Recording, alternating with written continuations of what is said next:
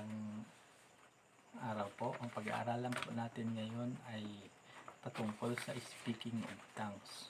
Yung mga salita na ginagamit ng tao noong unang panahon at ginagamit ng 12 alagad noong unang panahon at ng ginagamit ng kalangitan sa pakikipagsalitaan sa mga tao noong unang panahon at yung original na manuscript ng banal na kasulatan, kung ano po ang lingwaheng ginamit. Kaya yung apat na po na yon ating tatalakayin ngayong araw na ito.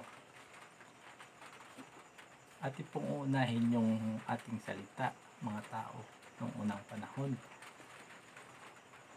Mababasa po yun sa aklat ng Genesis chapter 11 verse 1. At ang buong lupa ay iisa ang wika at iisa ang salita. Iisa lamang po ang ating wika noong araw at iisa ang ating salita. Nangyari po iyon sa history ni Torre ni Babel na nagtayo ang mga tao ng tore na ang plano ay aabot hanggang sa langit. Narinig iyon ng ating nilalang na masamang balak ng mga tao. Nagagawa sila ng tore na aabot hanggang sa kalangitan. Kaya nagplano rin ang ating Elohim sa Genesis chapter 11 verse 6 nang sabi niya, at sinabi ng Elohim, narito sila'y iisang bayan at silang lahat ay may iisang wika at ito ang kanilang pinasimulang gawin at ngayon ngay walang makasasawata sa anumang kanilang balaking gawin. So nagplano rin ang ating may likha kung ano yung kanyang gagawin dahil yun nga yung balak nila na yung tore aabot hanggang sa langit. Kaya sabi niya sa chapter 11 verse 7 ng Genesis, halikayo, sabi niya sa mga anghel, tayo'y bumaba at diyan din ay ating guluhin ang kanilang wika na anupat sila'y huwag magtalaktasan sa kanilang salita. Yun po, doon po at nung time na nagulo yung kanilang mga salita, hindi na po sila nagkauna-unawaan, doon po nagsimula ang iba't ibang wika sa history ni Torre ni Babel. Okay po, yung iba po alam na po nila itong history na to, kaya review lang po tayo. Isa lang po ang salita ng tao noong araw. Punta naman po tayo sa salita ng mga alagad kung ano ba talaga ang kanilang speaking of tongues na kanilang kinalakhan. Mababasa po yun sa aklat ng Gawa chapter 21 verse 40. Nangangaral si Pablo o Saul na sa mga tao, mga kababayan niya, ang ginamit niya ay wikang Hebrew.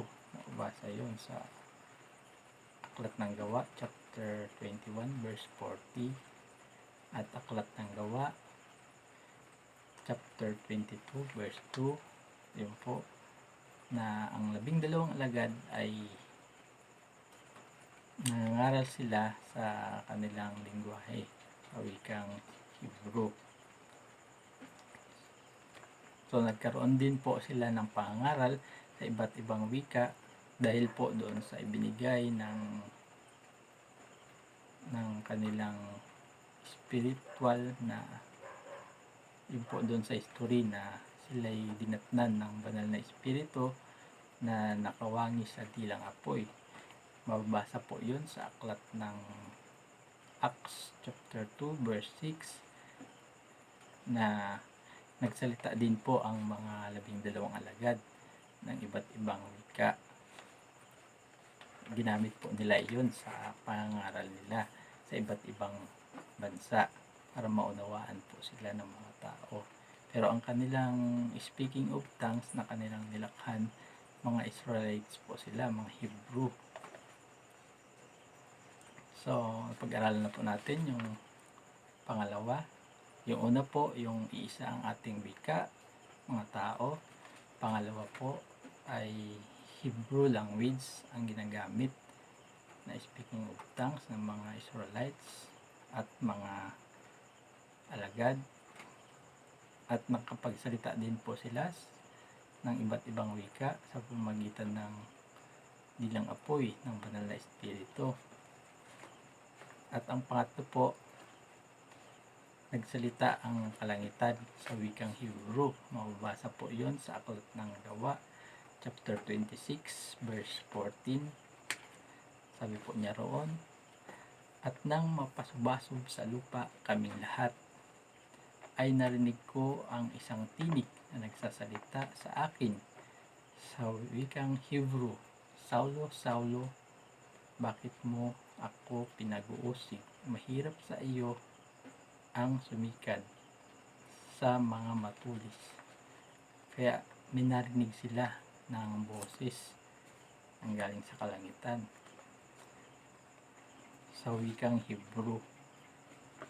So pati ang galing sa kalangitan, wikang Hebrew din po ang ginagamit sa pakikipag-usap sa mga tao dito sa sanlibutan.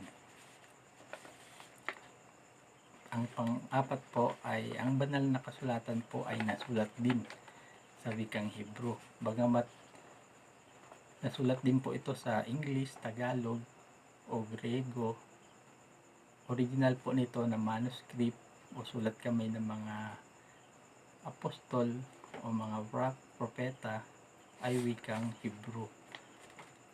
May mga salin o mga translator sa Bagong Tipan na hindi nila napalitan sa wikang Hebrew na mga salita sa Bagong Tipan sapagkat walang eksaktong sinonimo sa pagsasalin sa Grego, Romano, English, Tagalog. Kaya natili siyang Hebrew pronunciation ay nandoon pa rin sa Bagong Tipan. Katulad na po ng mga halimbawa ng mga salita na hindi na bago na wikang Hebrew sa ating kasulatan ay salitang amin. Mabasa po yon sa aklat ng 1 Corinto chapter 14 verse 16 na ang katagang Hebrew na amin ang ibig sabihin ay pagsang-ayon. So po yung isang ebidensya na may mga Hebrew language pa rin po sa ating mga banal na kasulatan. Yung salitang rabay o rabuni, mababasa po yun sa aklat ng Matthew chapter 23 verse 7 o aklat ng 1 Yohanan chapter 1 verse 38, chapter 20 verse 16 na ang katagang Hebrew na rabay o rabuni ay ibig sabihin ay guro.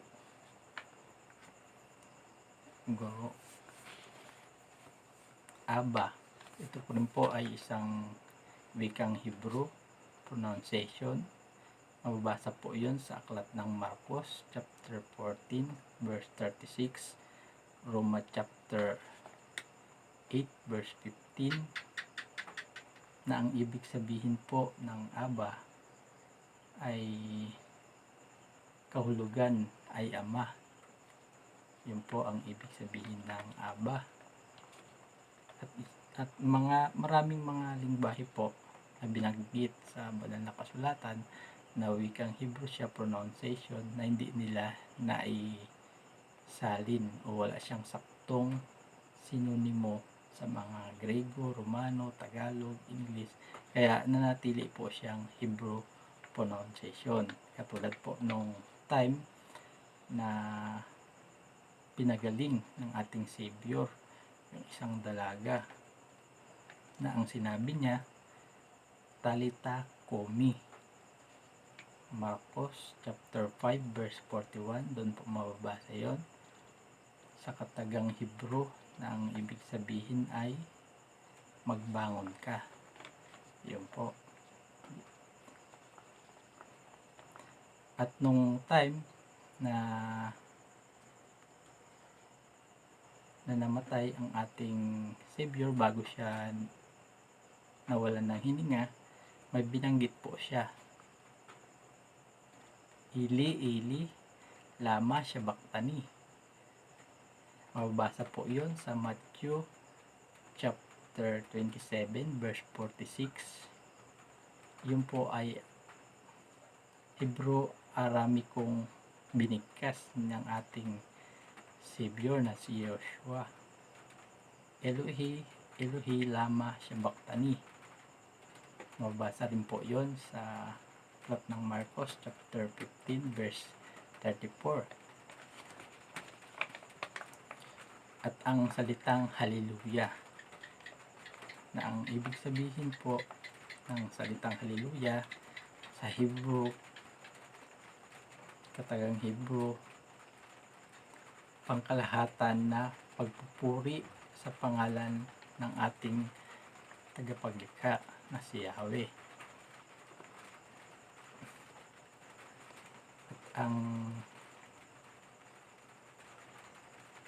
At ang isa pa po ay ang salitang Misaya.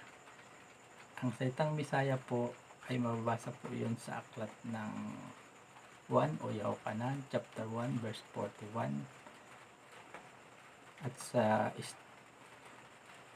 concordance, yung mga dictionary, English Misaya, mula sa Hebrewong Misaya, na ang kahulugan ay pinahiran o anointed, at marami pa pong iba bukod doon sa mga yon. Meron po ako ditong isang aklat na bukod sa King James Version,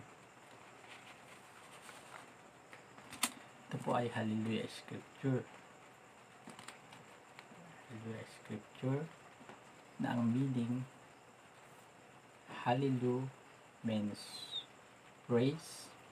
Yung last part na yan po ay ang pangalan ng ating Creator o ng ating Savior. Nagsisimula po yon sa Ya.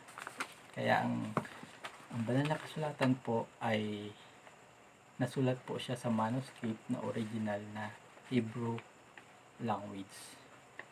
Yun po ang pinakaunang salin bago po siya naging Greek o Latin, English, Tagalog.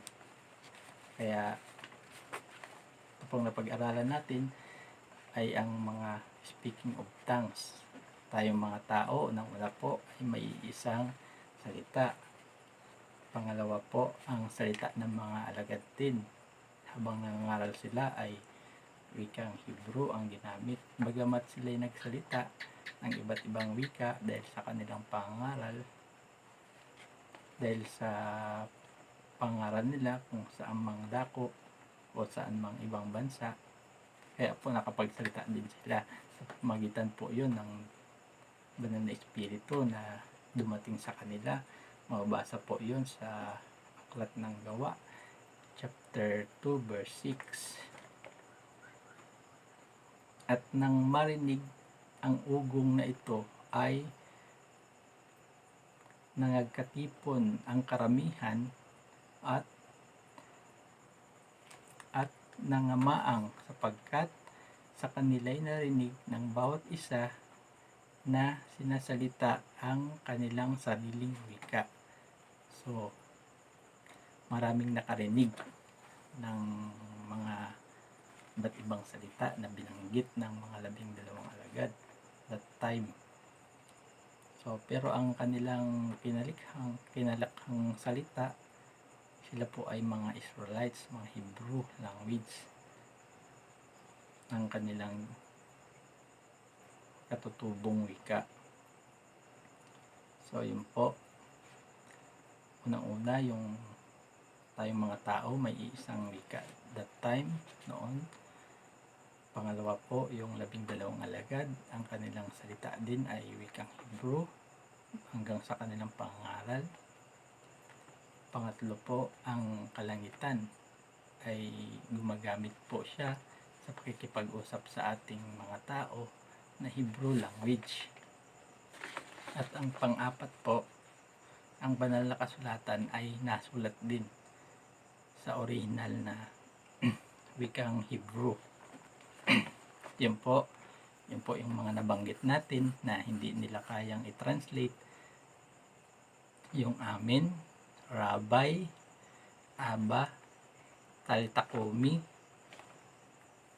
ili lama, shabaktani, hallelujah, misaya.